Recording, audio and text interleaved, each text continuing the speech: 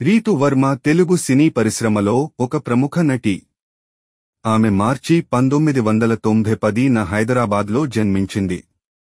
రీతు తన కెరీర్ని మోడల్గా ప్రారంభించింది మరియు కొన్ని ఫ్యాషన్ షోల్లో పాల్గొనింది. ఆ తరువాత ఆమె టాలీవుడ్కి పరిచయం అవుతూ చిన్న సినిమాల్లో నటించడం మొదలుపెట్టింది. రీతు వర్మకు పెద్ద బ్రేక్ పెళ్లిచూపులు సినిమా ద్వారా వచ్చింది. ఈ చిత్రం విజయం సాధించడంతో రీతు నటిగానూ, సినిమా సక్సెస్లో ప్రధాన పాత్ర పోషించిన కారణంగా ప్రేక్షకులలో ప్రత్యేకమైన గుర్తింపు పొందింది. రీతు అద్భుతమైన అభినయం, సహజంగా నటించే విధానం వల్ల ఆమెకు యువతలో విపరీతమైన ఫ్యాన్ ఫాలోయింగ్ ఏర్పడింది. రీతు వర్మ ప్రధానంగా తెలుగులో నటించిన తమిళ చిత్రాల్లో కూడా పనిచేస్తోంది. కనులు కనులను దోచాయంటే అనే తమిళ చిత్రం ద్వారా ఆమెకు తమిళ పరిశ్రమలో కూడా మంచి గుర్తింపు లభించింది.